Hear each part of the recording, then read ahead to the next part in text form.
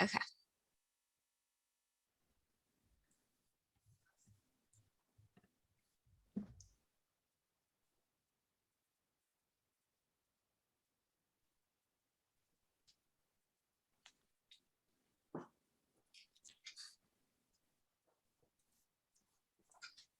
Welcome all. We'll get started shortly.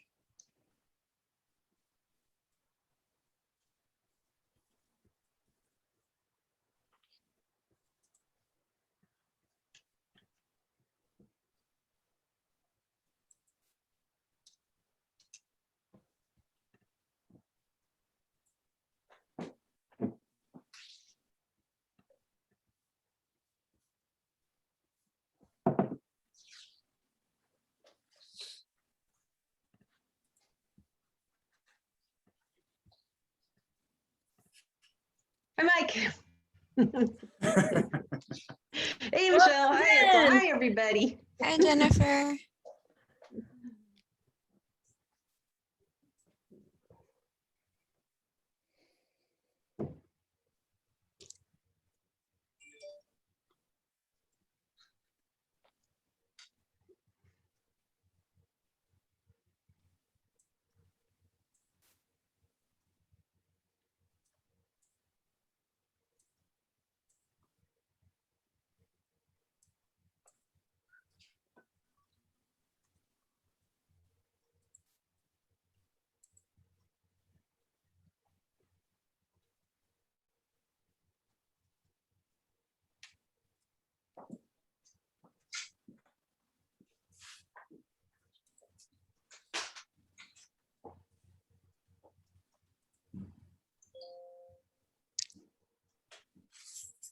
Nice to see everyone. I think we could go ahead and get started, and we'll let everyone trickle in as we go.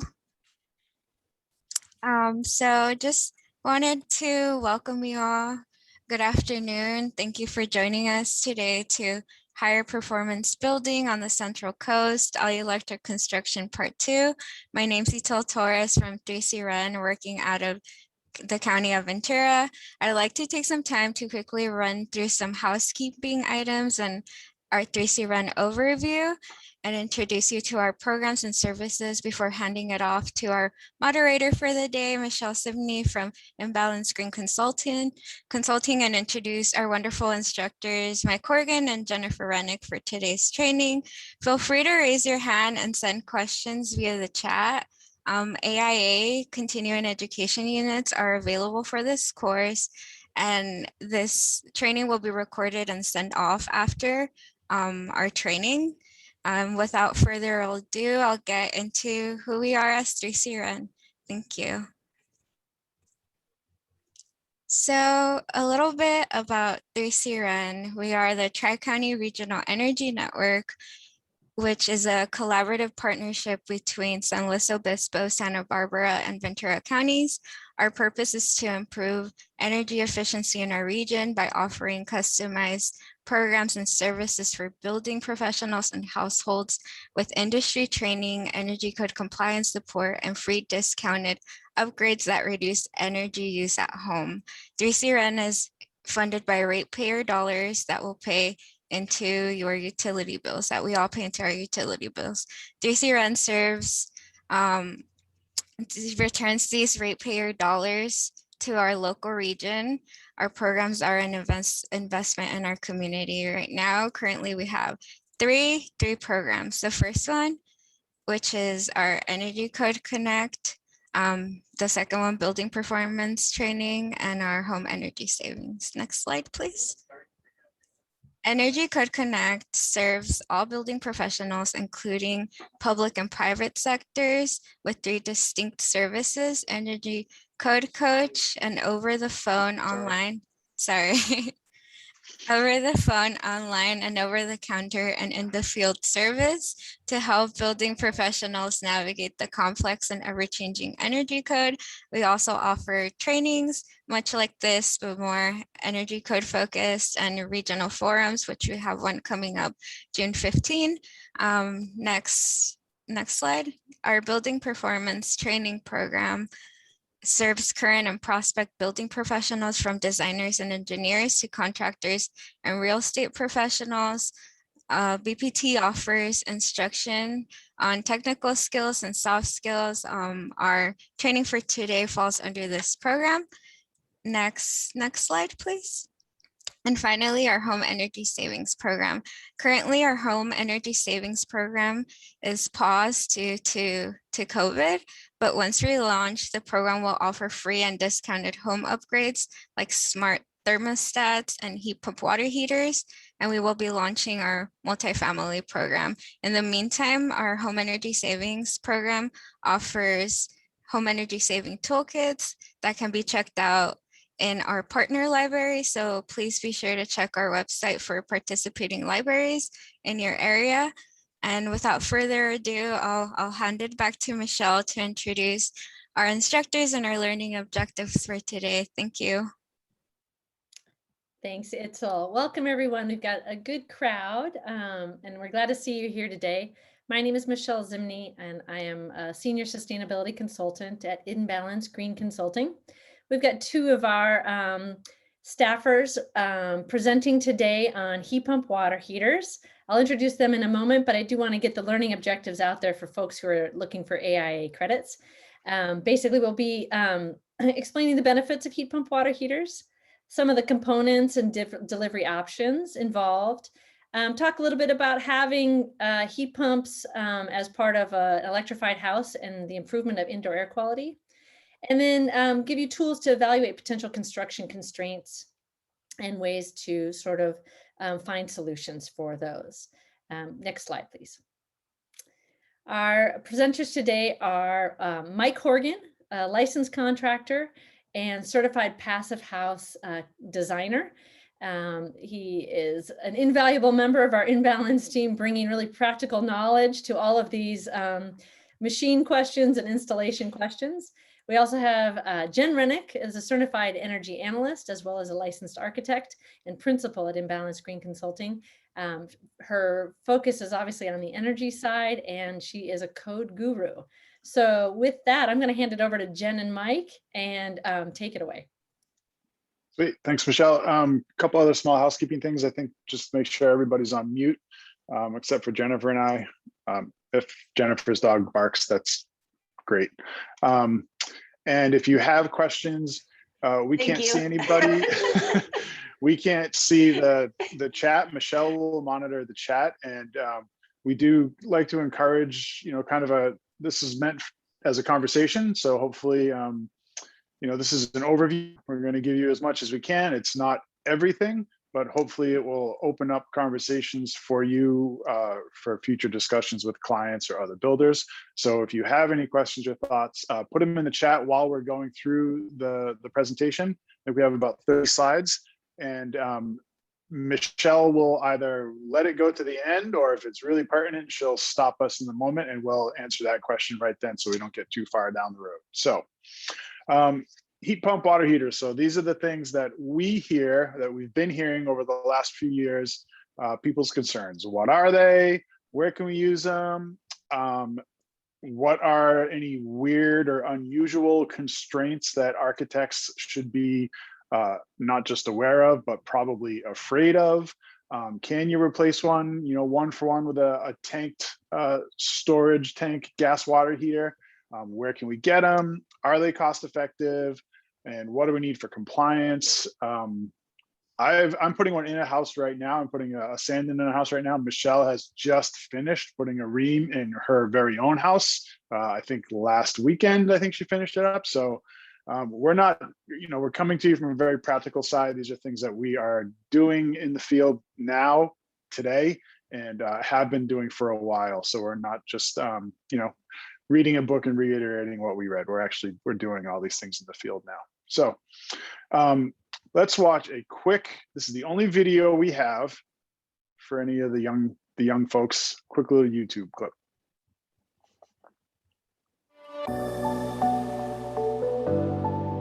Introducing the all-new Rheem ProTerra hybrid electric water heater. For homeowners, it offers savings today and savings tomorrow. It qualifies for a $300 federal tax credit and nationwide utility rebates, reducing the total cost. And the Rheem ProTerra hybrid electric water heater is efficient enough to deliver up to $480 a year in energy savings. With purchase incentives and savings month after month, it pays for itself in less than 2 years. Plus, the hybrid is CTA 2045 demand response ready, offering additional savings through electric utilities. And it doesn't just save money, it saves energy too. In fact, the new Rheem ProTerra hybrid electric water heater is the most efficient water heater in North America. The hybrid is so efficient because of the way it works. It draws heat from the air around it, or from the air outside with the optional duct adapters. Then a compressor transfers that heat to the water using very little energy overall. On days when more hot water is needed, the hybrid works like a regular electric water heater. The all-new Rheem ProTerra hybrid. It offers savings today and savings tomorrow. A couple more things too to be aware of. This presentation is part of a series that we've been doing over, well, a couple of years now. We've been doing these. So if we're using any terms that aren't immediately familiar to anybody, we're doing this kind of assuming that people have been in other workshops, and so some of the terms are familiar. But if we do use acronyms, which we all try to avoid, but sometimes habit slips in, just stop us and ask us, what is the acronym we're talking about? So if you've been in any of the other heat pump workshops, you know that we talk about heat pumps basically being just a refrigerator. We all have them in our homes. We use them every day. These particular ones are for hot water. We use them for space conditioning as well. These are 2 to 4 times more efficient than our standard gas systems, our standard electric systems, electric resistance. Lower greenhouse gas emissions. The Sandon in particular uses a very low global warming potential refrigerant to heat up the water. I think they're very easy to install from a builder's standpoint. There are a lot fewer moving parts that are involved, and I don't have gas to deal with. I have this this safe factor over the whole entire process. So, sorry. In the US, we currently have 5 manufacturers. Wouldn't be surprised if there's a 6th or a 7th out there we don't know of yet, or that's up and coming. But you'll notice on these 5 photos, one of these things is not like the other. Bradford White, Stiebel Eltron, A.O. Smith, and Rheem. Those are what we call integrated heat pump systems. And then we have one manufacturer, one supplier, what we call a split system in the United States, and that's Sandon. We are not brand specific or favorable or particular. We're just trying to give you as much information as we can. Rheem just happened to have a pretty good video available on YouTube, so that's why I put it in there.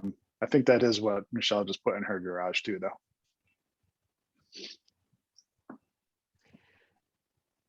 Okay, real quick, I want to give you guys kind of a little bit of background about why we're talking about heat pump water heaters as being part of the overall big picture for energy efficiency for homes and why it matters.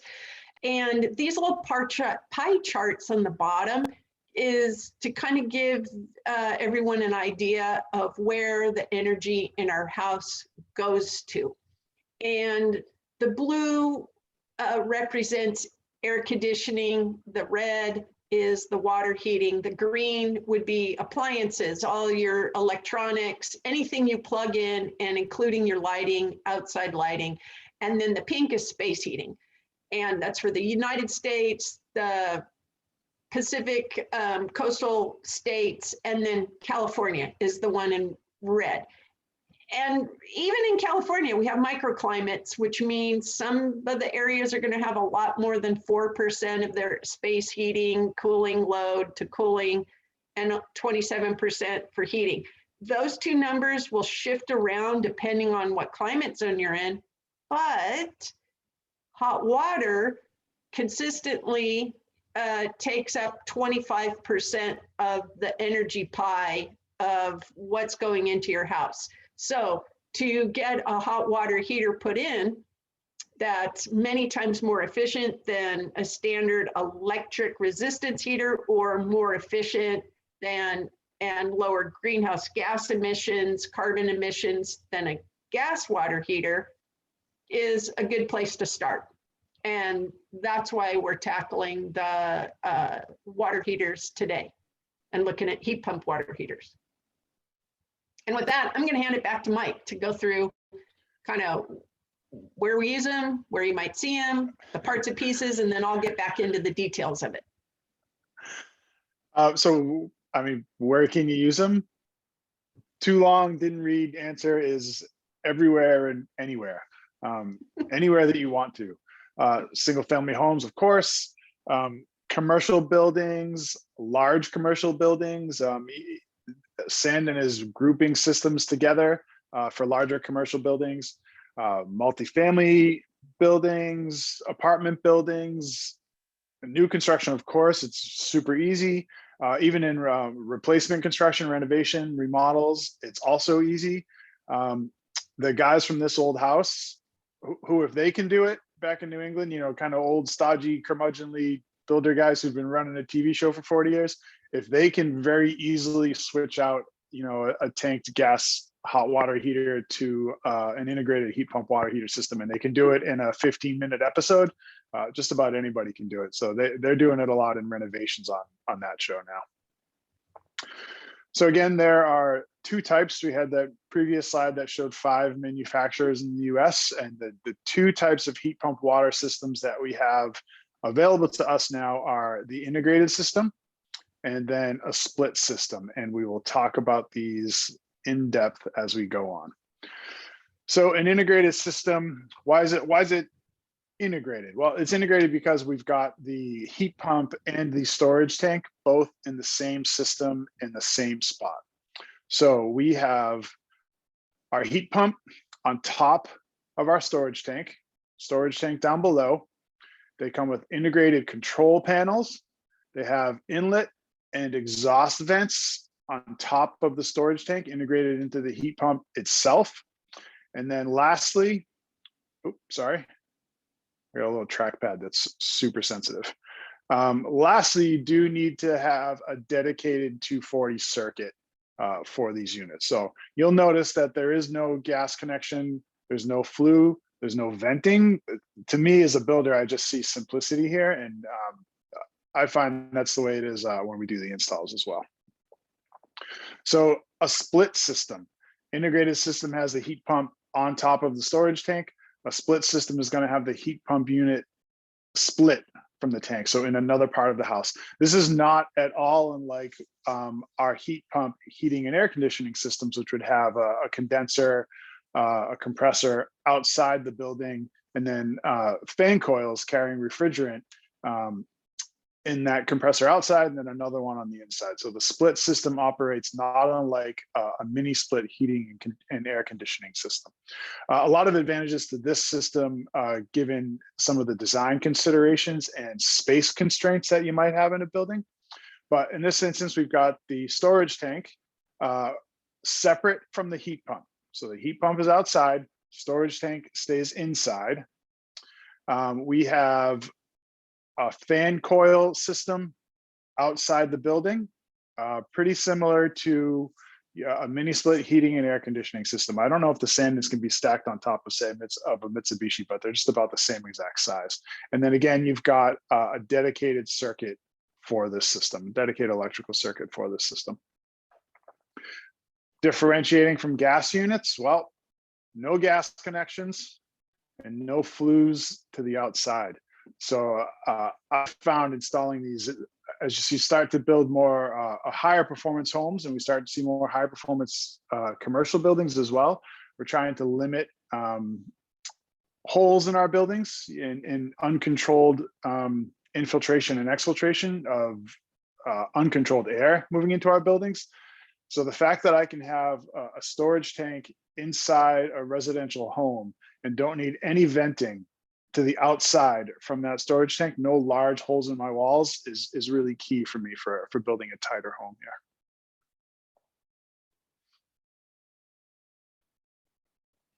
here. Okay, I'm gonna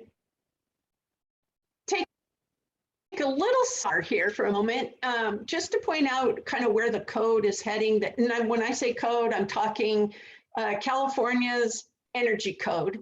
There is a portion of the code now that says, well, if you or your client decides to install a gas appliance anyway, that's fine. You can do it. However, you need to accommodate the electrical outlets and the electrical space in your panel to accommodate the future 240 volts you probably will need, and the future amperage, the future circuit you need. And that receptacle can be boxed to like the diagram, but it needs to be within 3 feet of your gas appliance. And then you do need to show where that water heater and the future breaker are going to go for a future heat pump water heater. And with that, I'm going to let Mike keep going. Actually, I have a question. I have a question for you that maybe someone else is thinking of. Yeah. In terms of the future proofing, we're getting ready. We're supplying space for a future electric heat pump hot water heater system. Is there a requirement for dedicated drainage? Do you need to show that drainage as well? Or do you need to have access to drainage? Not exactly, but but you are required to provide all proper drainage for your gas appliances. And the on-demand gas and the tank gas, they still have some condensate drains. They're different than what we're going to talk about, but there is a need for drainage. So you're required to accommodate those on those appliances. Therefore, you would have it already for your electric appliance. Cool. Oh, here, I did see one thing in the Good, chat pop up. Does the future circuit need to be 240 volt?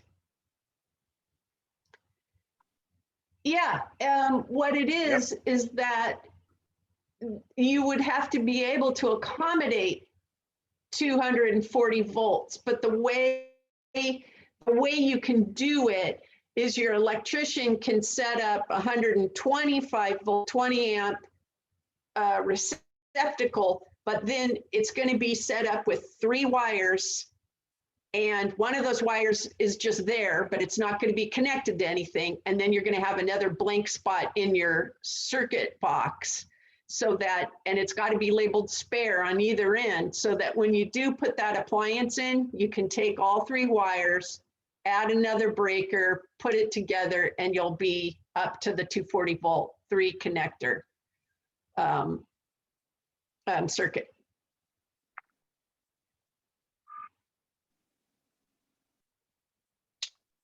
Okay, I'm gonna. Is this me? Let Mike keep going. All right, so Yeah. a little more detailed look at the 2 systems, the integrated and the split system. So we've got our air inlet on the top of the unit, and we have our exhaust, a cold air exhaust on the side of the unit. We talk a lot about not having to vent these systems. There's a bonus to these that you can vent the exhaust air to an area where you might need cooling. So a garage is a great place to put these, but there is cooler air that comes off of these systems. So say I've got an unconditioned garage, but I'd like it to be a little bit cooler in the summertime, I can keep that in the garage and let that cool air kind of condition what would be an unconditioned space. Or I can actually put a vent system that comes as part of the system and move that cold air outside. So it's a little bonus. So you've got your integrated control panels on the front. I think this is the exact system Michelle has. A condensate drain line on one side, a temperature and pressure relief valve. These can both be going to the same drains. Heating elements on the front of the integrated storage tanks. Sorry. And then drain pan and floor drains are recommended. Like any system, that would have water inside it. Having this inside a bought pan that comes with the system, making your own pan, or having it in an area that can easily drain are highly recommended. Some of the considerations: the heat pump hot water tanks are a little taller than a standard gas or electric unit. So say this is a 3-foot countertop, 18, 19 inches for your Vitamix mixers and coffee makers. You figure that's about the height of what your heat pump water tank is going to be. You do need clearances to allow for airflow. Operating temps 45 to 110 degrees Fahrenheit, 50 decibels, not too loud, but noticeable. That exhaust that is coming off the side of the unit is a cooler, dehumidified exhaust. So again, if it's in a garage, you have a little bit of an ability to add some cooler, a garage or a workshop, to add some cooler air into a space that might otherwise not be conditioned, and needs 750 to 1,000 cubic feet volume in order for it to operate. It needs that air volume around it, or it needs that ducted kit we talked about. It's not the same as venting a combustion appliance. It's just ducts that get the amount of airflow that the system needs. So if you're going to put it inside, we don't have a picture of it here in another presentation, you can put these integrated systems inside a house and use a ducted kit to get access to the air that you need. We've also seen people in town put them outside in a shed with full louvered doors on the front of the shed to give the machine access to the air that it needs. So we've got warm air and moisture, and moisture and warm air we should coming also in the point unit. out they're quiet. Yeah, 50 decibels. So not loud. Mike, Not as quiet as the Sandin, but not loud. good, Mike, there's a quick question. I think there's a little bit of confusion about heat pumps versus hybrid heat pump water heaters. Okay. You speak to what the hybrid means, and are these hybrid machines that you're talking about? Yep, we actually have a slide on that exact question as we get towards the end, and we will talk about that very thing. These have a few different modes of operating, and hybrid is one of the modes. Jennifer will go over that in the end, if that's okay. So warm air, moisture coming in. Yeah, I think dry, all these are air. hybrid, just to answer, short answer. Dry, colder air coming out, and that moisture or the condensate needs somewhere to go. That's why we have the drain line on it. It's simply water. There's nothing in it. It's just pure condensate. If you don't have access to a drain, you can run it into a small pump and then pump that water to, say, washing machine drain if you've got the system in a laundry room or a mechanical room. So you can use a condensate pump to move that condensate through as well. Oh, this is just an example of running it into that. No, that's okay. That's okay. It's just an example of running the discharge either outside or through to a pump and into a washing machine drain line. Here's an example of the installation we just talked about, that you can have it inside with full louvered doors. If it's in a constrained space, the louvers will give the system the access to the air that it needs. In California, we need the seismic strapping, and we see the PEX installed going through the wall to minimize vibration and noise moving through a wooden wall assembly.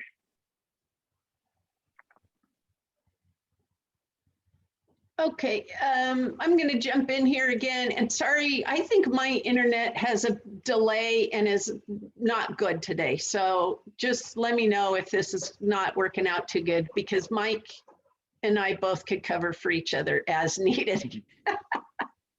So when it comes to looking at the heat pump water heater and looking at ducted options, which Mike was referring to when he was saying you can vent it, meaning the intake air can be pulled from the outdoors. So in this diagram, yeah, Mike's moving the mouse along the red line. It's possible to duct it and pull it in through the top, and then exit the air out the side and either vent it back to the outdoors, or in some locations, they're putting like a damper on it and they're sending it up to the attic if they need to cool their attic off.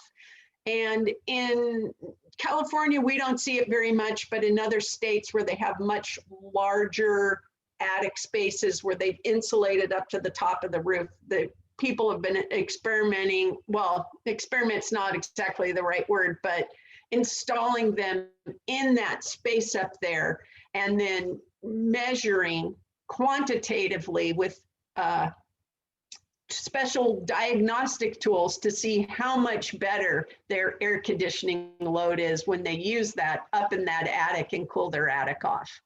And if you want to get an idea of what that's going to take, within the manual, your plumber or your architect, whoever you're working with, can go in and look at the diameter length and use a simple equation to figure out how far away that unit can be from the area that you want to vent, or how many bends and turns you can put in it.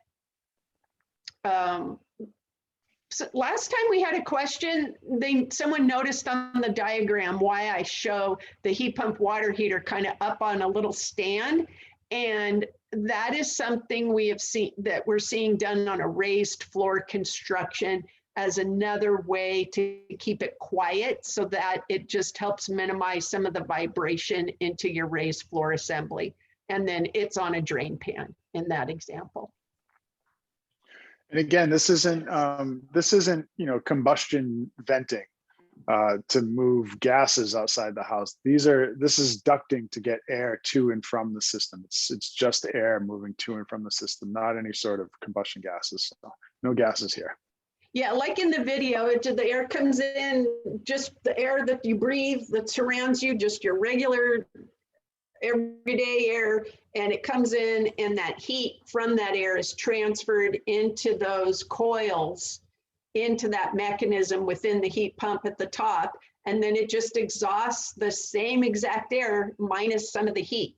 So it can be in your house, it can be in your attic, it could go straight to the outdoors. It really depends on whether you want to introduce that cold air into your house or into your attic, or just send it outside. And so those are the integrated systems we're talking about, with the heat pump unit on top of the storage tank. So now we'll get a little bit into some of the detail of the Sandin, the split system. This is the only split system heat pump water heater available in the US at the moment. It's really simple. It's really clean. So there's only a very small amount of refrigerant within this system, involved in this system. So it's the R744 low global warming potential refrigerant. It's contained in a closed loop inside the actual fan unit out here. And then we have only water lines running to and from the tank, which is on the outside, and a storage tank, which is on the inside. So water lines from the outdoor fan to our indoor storage tank. We have a communications line that runs from the indoor storage tank to the fan unit outside so that they can talk to each other. We have typical mixing valves so you don't melt the skin off everybody in your family while you're showering. And then you've, again, got a dedicated circuit for this heat pump hot water system. And that's it. Really clean, really simple.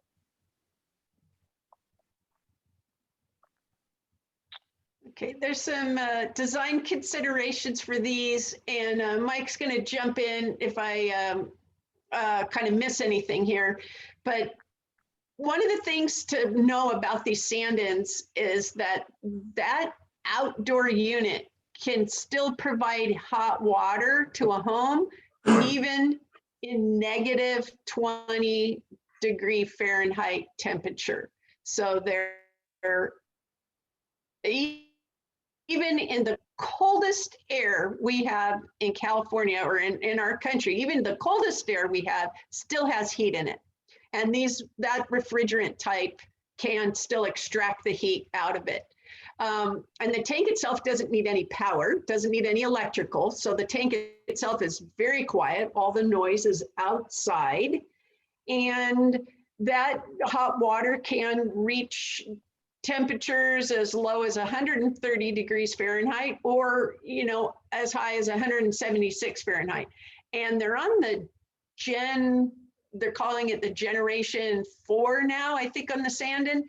And the distance now that you can put between the outdoor unit and your indoor tank, they used to say rule of thumb, 100 feet. Oh, actually, we got another slide on that coming up, and we'll talk about that. But the kind of as a design perspective, typically on all these units, we say from your hot water tank, whether it's integrated or the split system like this, the hot water tank itself to the plumbing fixtures, rule of thumb, we say 65 feet.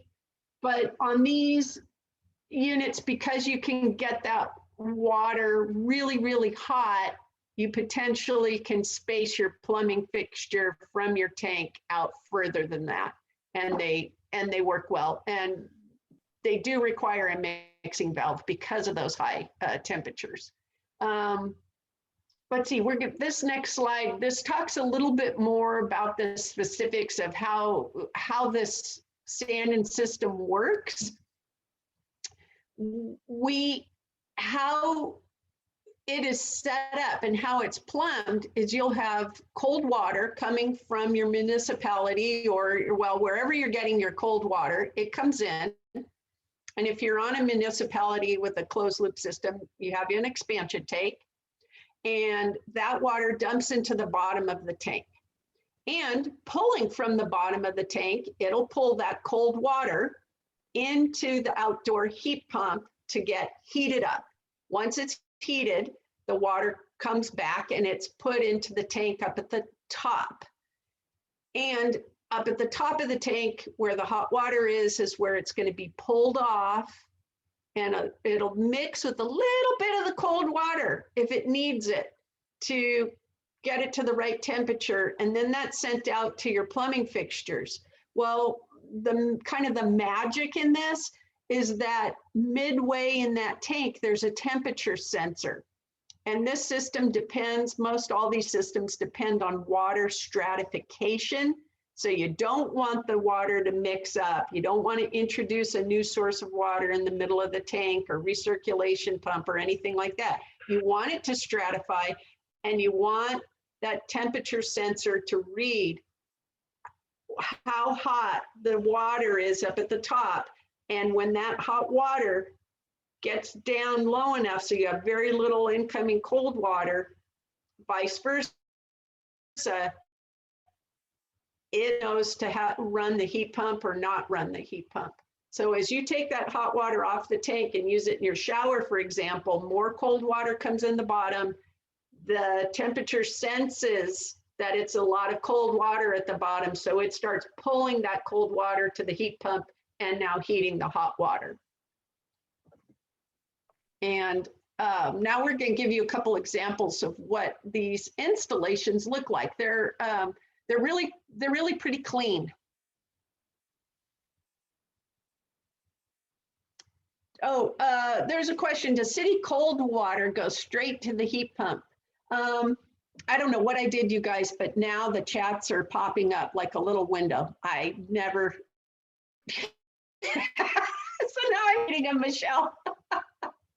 And the answer is yes, unless you have very, very hard water and you want that water to go through a water softener system first, you could do it. But however you want to condition the water beforehand, cold water would come into the tank.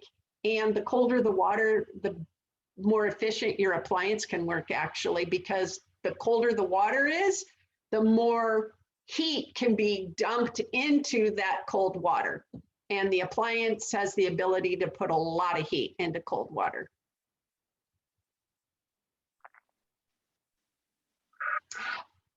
Oh, that's a good, okay, there's another good question. Go back to that slide. Oh, Mike, go back one. The question that popped up was, but why does the cold water go into the bottom of the tank in the first place if it's just going to the heat pump? You know, that's actually a really good question. And the reason for that is because as your plumbing system works and as things are circulating around, you do need a storage for hot water.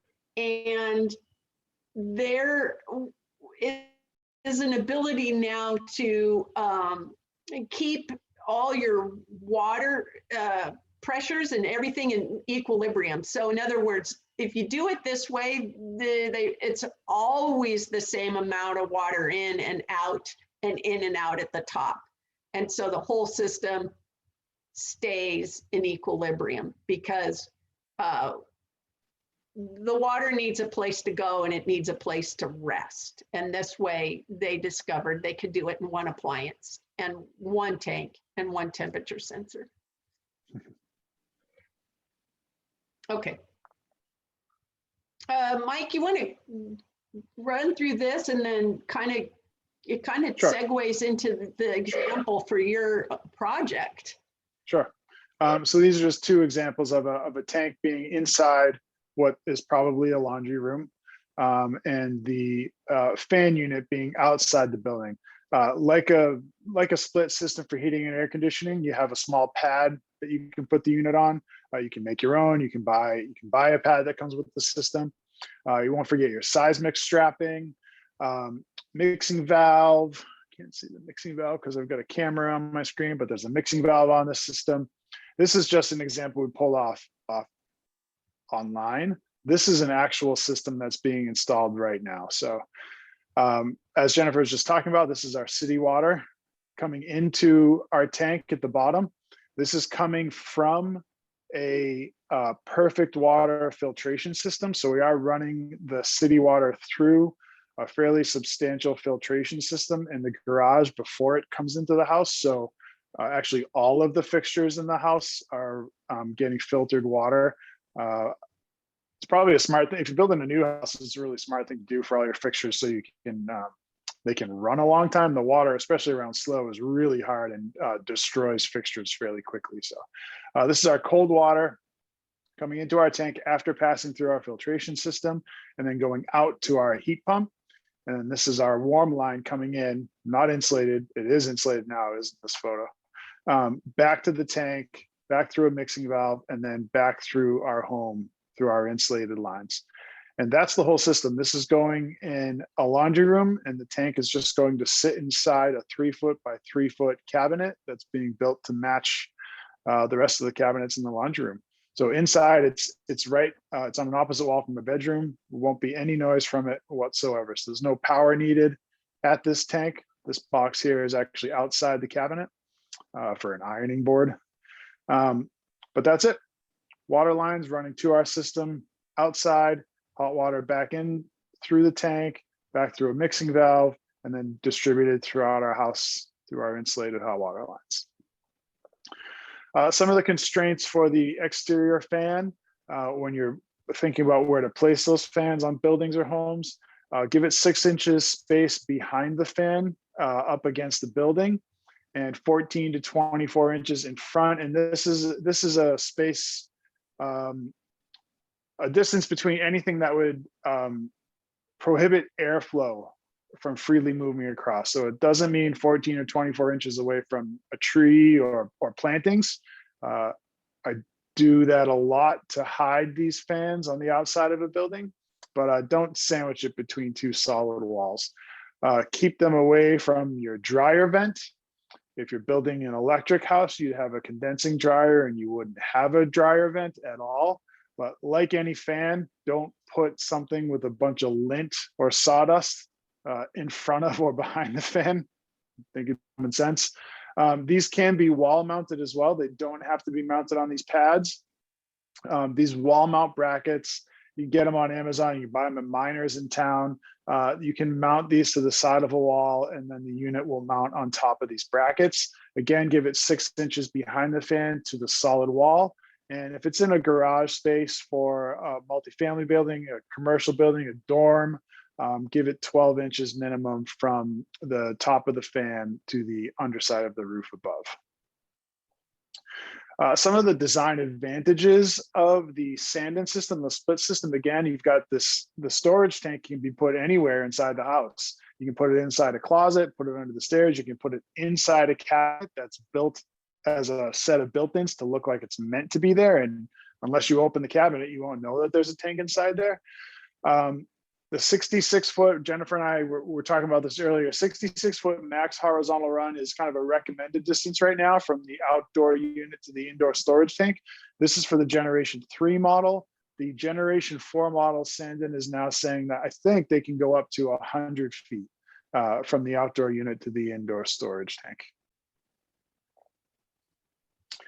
So almost done here, but where can we get these, and managing some of the expectations for homeowners, clients, developers? Well, marketplace.pg&e or marketplace.sce, SoCal Edison, depending on your location. Both of these websites, you can, like in Amazon, choose a few different models and put them into a comparison section and compare the costs, the benefits, pros and cons, just like you would a pair of shoes on Zappos. So that's for the integrated systems. For the split systems, there are only 2 places to buy them. On the West Coast of the US, Small Planet Supply is the distributor. I think they started in Canada. They have a shop in Portland. They are working on opening a warehouse right here in San Luis Obispo. It got, the brakes got tapped because of COVID. So on the West Coast, it's Small Planet Supply. On the East Coast, it's 475 High Performance Building Supply. So those are the 2 places to get the Sandin systems, and you can order them online. And then I saw, Mike, now if you go to Sandin, the Eco2, their new kind of branded website, they will redirect people to Pace Plumbing Supplies. But I think when I called Pace, they said, oh, we got to call and order. And so when I called Small Planet Supply, I got the feeling it was still coming through them, but I'm not 100% sure on that. So you can maybe try Pace and then try Small Planet Supply. That's what I would recommend. Get 2 prices. I can also offer my experience. As far as energy and cost of, oh yes, Sorry, Jen, there was a delay. Jump in. In Santa Barbara, I actually contacted 2 local plumbing supply companies, Ferguson and Smarten. They both were willing to sell, let's see, Ferguson was willing to sell direct to a client, and Smarten obviously was more wholesale, but they were both able to order or have it in stock and offer it with rebates. So there is a variety, depending on where you are, of suppliers. And just call them up and see what they can do for you. That's good.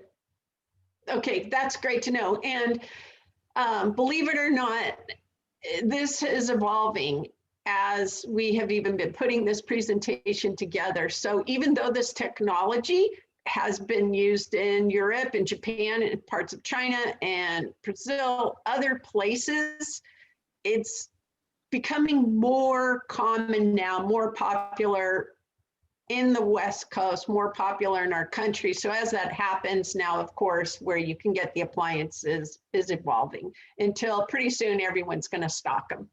But the ones on the marketplace, a lot of those are available just at like Home Depot and Lowe's now.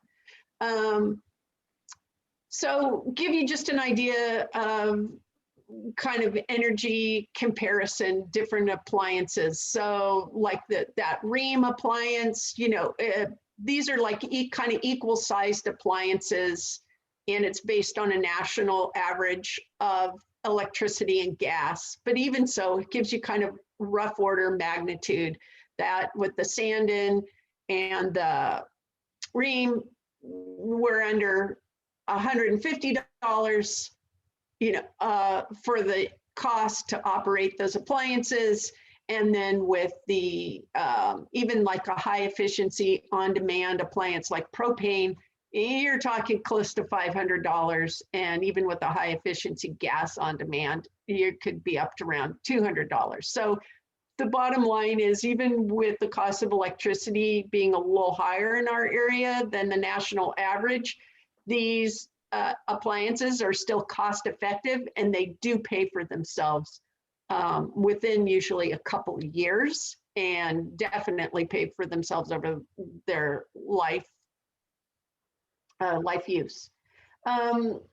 Kind of give you an idea of what this cut sheet looks like for those of you who are speccing these out, or are architects, or just even homeowners trying to sort this out. That one Energy Star label that I showed in the previous slide, it's specific to this unit that's boxed out in red. And what the number you're looking for to understand efficiency is what's under energy info, and it's called a uniform energy factor, UEF, and that's 3.75. That's actually really high. So to kind of understand what that means, an electric tank, no hybrid, no heat pump part of it, just pure electric, that would give you a UEF of 1. And so this unit is over 375 times more efficient than, than your tank. So it's 3.75 times more efficient, which you could use as a percent and say 375% more efficient. And then it goes up to, like the video we saw on the larger unit, it goes up to a UEF of 4. And that's probably, that's kind of what you're looking at. And then there's other information like breaker size needed and how many rated gallon capacity. So this one, it's rated at 50 gallons. It actually holds 45, but it'll actually deliver 67 in the first hour. And if you need more than that, you can go up in size. And another important thing for making your whole system energy efficient is making sure that, so that you do get that high efficiency, is that all your hot water pipes are insulated. And they should be insulated with an R7.7. And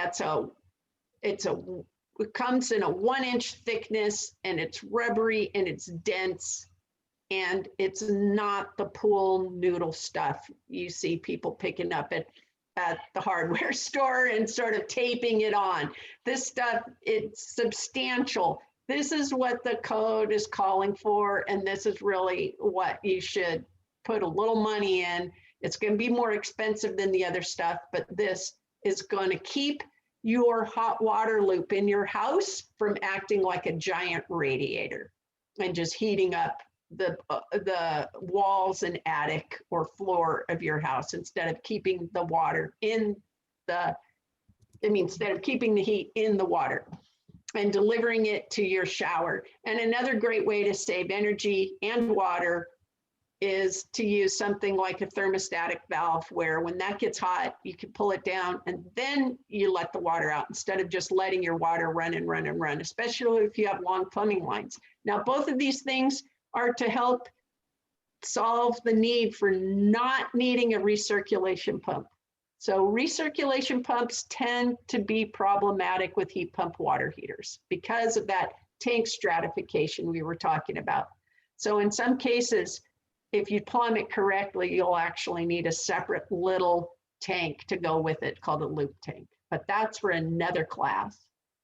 When it comes to the care and maintenance, yeah, you want to keep your appliances free and clear from dryer lint, dirt, debris. You want to make sure you can access the top of the unit, because that's where you'll change your air filter, and you want to keep all your stuff away from it so you can actually get to the controls.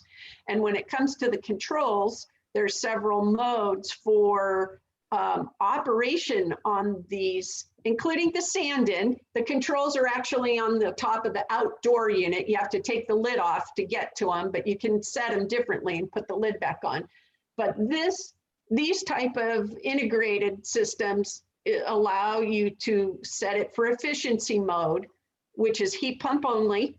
That gives you the greatest efficiency. That works really well for almost all our climate zones in California, and what we recommend. The hybrid mode just means you can go heat pump and you can do the electric resistance heating elements when needed. So let's say you're in efficiency mode most of the time, but now you've got guests coming for the weekend. You might be going through a lot of hot water, a little bit more. You could put it on hybrid mode for that time to make sure you don't run out of hot water while they're there, then put it back to efficiency mode. Now, electric mode is electric resistance heating only mode. Sometimes when people put recirculation pumps on these units and they don't set it up properly, unfortunately, your heater will do a lot of electric resistance heating in the hybrid mode, or some people give up and set it to electric only. Your performance goes down. They have the electric only heating mode also for different climate zones, where they get very, very cold in their basement or unconditioned space, too cold to do a heat pump. We don't have that problem here in all our climate zones, except for maybe climate zone 16 or in the mountains, okay? But most of ours are going to be set in efficiency and run good, especially in the Tri-County area. And then if you go on vacation, it just puts it on hold and makes it so that it's not running while you're gone on vacation, saves you energy. And I think there was a question earlier about the different modes and hybrid modes. So hopefully that helped answer that question. So Yeah, in and particular, also, when you go right? ahead, Jennifer. Oh yeah, I was just gonna say, sorry for the lag, you guys. When you go online and you're looking for a heat pump water heater, and you want to just understand them more, you're gonna see a lot of times they'll be grouped with the electric water heaters, some and not as a separate thing, or sometimes you'll see them as hybrid water heaters. And just keep that in mind, that if you see electric heat pump, or if you see electric with a built-in compressor, or if you see hybrid electric, that you're on the right track to finding the heat pump water heater. Yeah, it's confusing at first if you go online and you're not like in this world, but hopefully that helps clarify for those of you who are going to do a little more research and digging into it. Okay, Mike, it's back to you. All right. Wow, that wraps Or it up. So Michelle. go ahead, Michelle. Yeah, I'm going to jump in and just hand it back to Itzel. Let everybody know that we are going to be taking questions at the end of the program here. So if you've got stuff that you've been holding out on, go ahead, type it into the chat. Itzel has some closing remarks and a survey and some valuable information for upcoming events. On the back side, we will be back to take questions. So go ahead. Thanks, Itzel. Thank you. Next slide, please. Thank you again for a super informational training. Just wanted to provide you all with some closing announcements. If you can, please take some time to fill the poll that I'm about to launch. All feedback is super helpful to inform our future training. So any feedback is appreciated. Coming to your inbox will be an additional survey where you could write written in responses about trainings that you might be interested in seeing in the future. And also the recording for today's training will be in that email as well. For any questions regarding AI continuing units, feel free to contact me personally. I will drop my email on the chat for that as well. And upcoming courses that we have, just wanted to highlight a few, our green real estate marketing tomorrow, and then our regional forum on June 15, which will be an event where attendees will hear from public health and energy experts about harnessing the nexus between healthy indoor air quality and building better buildings. So super, super great forum coming up, and our speaker bios are already in our website. So I'll drop in our website link for that as well. And just a couple more to feel free to go into that website. It has great information about descriptions and how to register. So with that, I think that's all I have for today's updates. I wanted to thank you all again, and you can learn more by going to our 3cren.org website and also directly contacting us at info@3c-ren.org. So yeah, thank you again. I'll hand it back for questions. I know there was some coming. Thank you, Itzel. We did have a couple of questions here. I thought I would jump in on the front end here with a little bit of a clarification, if it would be helpful for folks.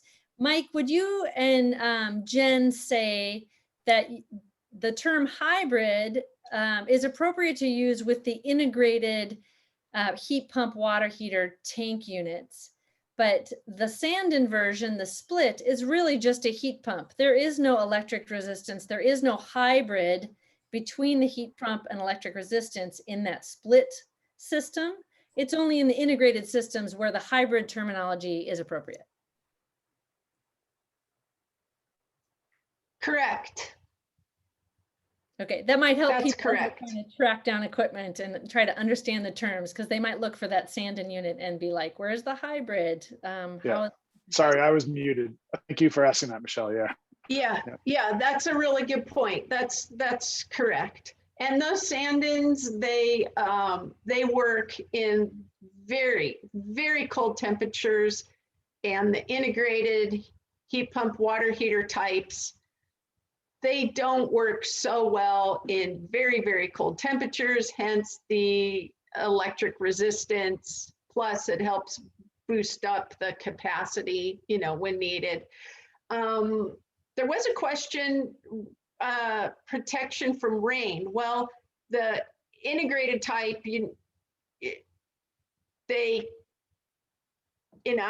in California, the way the code's been set up is those integrated tank type units, they should be in a garage or a closet that is part of the house envelope. And by envelope, I mean the exterior insulated walls of the house, so that it's well protected. You can have a louvered door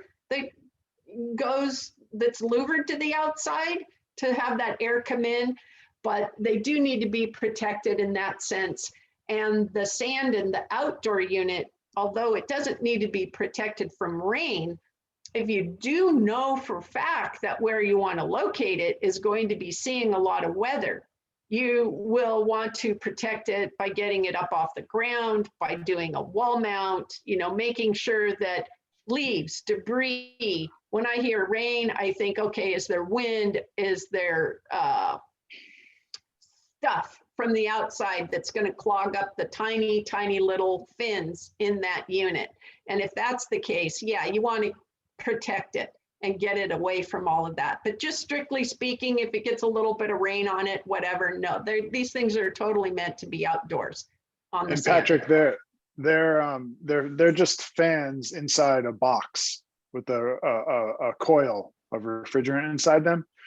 So they have weep holes in the bottoms of the units. So if any water gets in there, it drains out the bottom.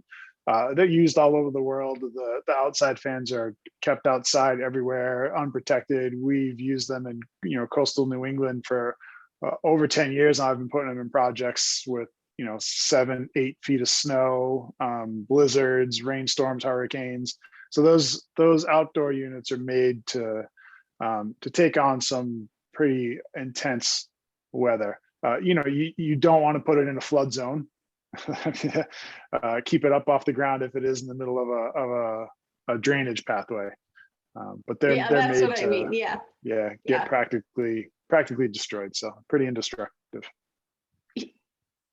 Yeah. If you know that the hillside where you live, if you know the mud constantly runs down that area, don't put it there. Protect it. I've seen that too many times. Where they're like, Shouldn't have to say it, but.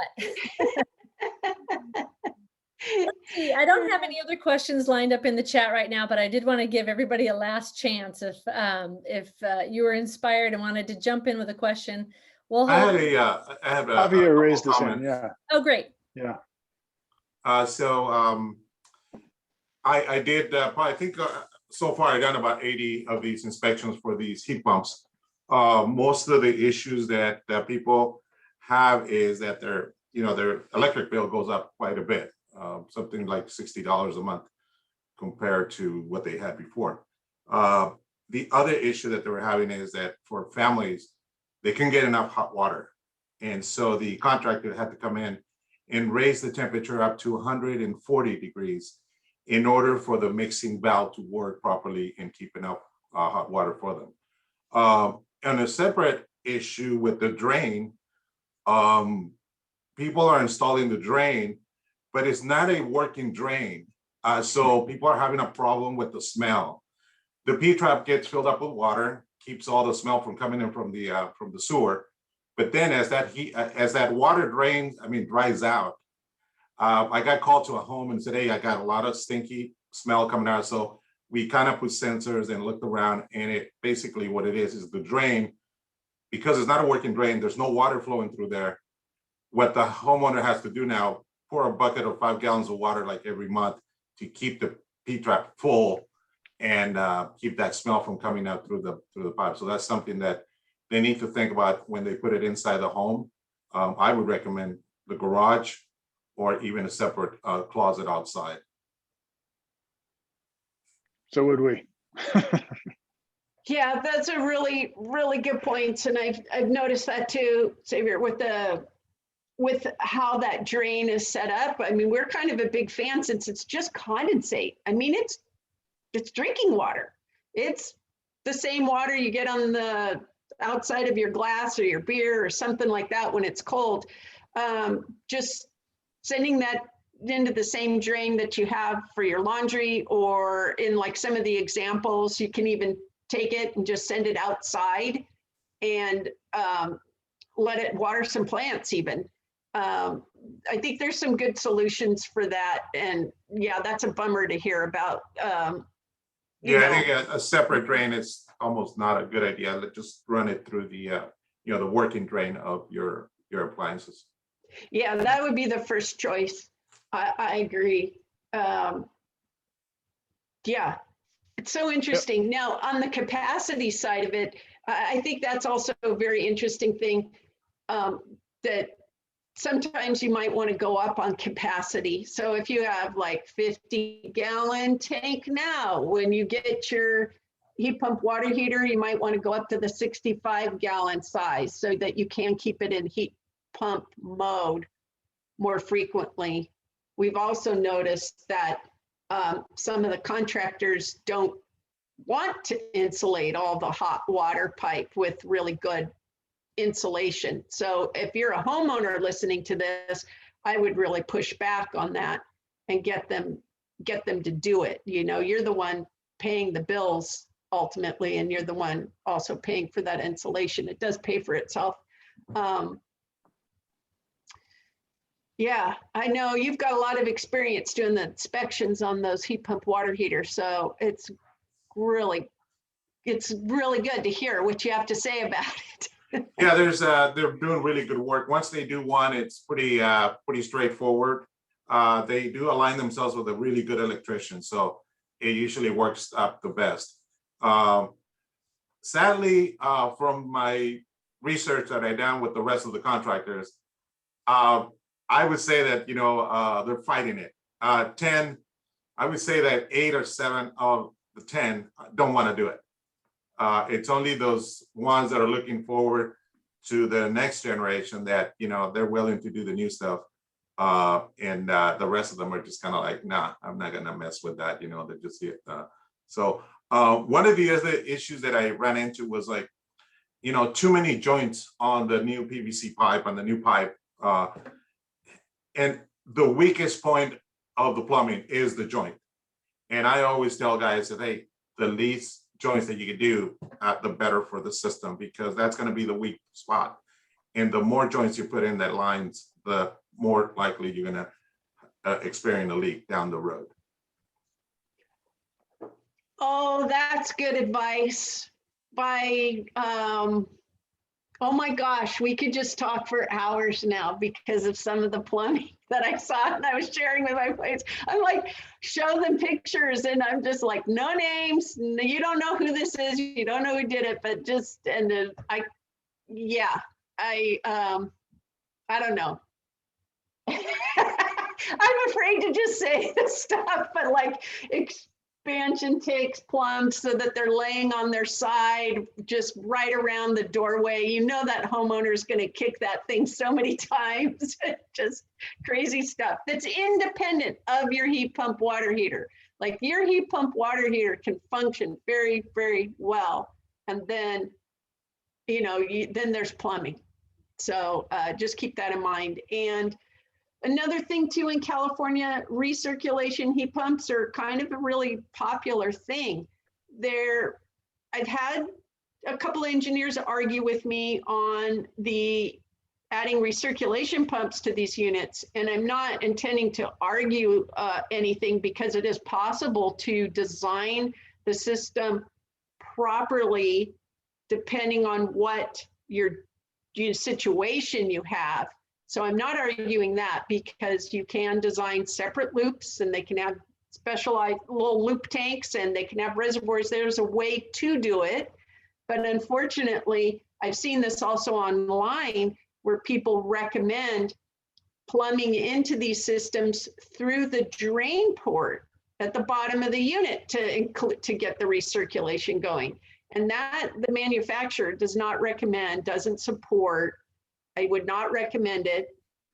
If that means anything to anybody, okay, good, keep it, you know, as a note. If it doesn't mean anything to anyone, I'm happy to explain it more now or later. But my recommendation to everybody is, if you're interested in recirculated hot water and you're getting a heat pump water heater, that you contact the manufacturer and you have them help you put together a system that works. So if you're an engineer, I recommend that as well. A.O. Smith offers that, Ream offers that, Sandon definitely offers that. And if you're a homeowner, I recommend you contact the manufacturer and just double check all that, because I don't think the word has quite gotten out to all the plumbers yet.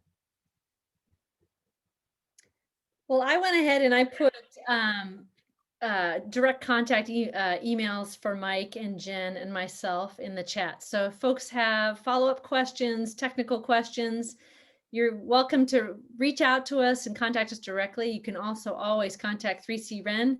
Itzel knows how to direct questions to the appropriate people.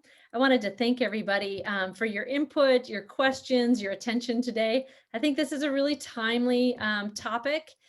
There's still a lot to learn and a lot of work to be done. And so we're thanking everybody who's taken the time to dive into the topic today and start that process moving forward.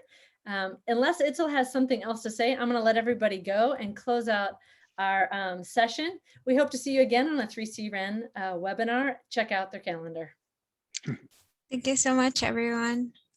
Thanks, everyone. Thanks, everyone. Thanks, everyone.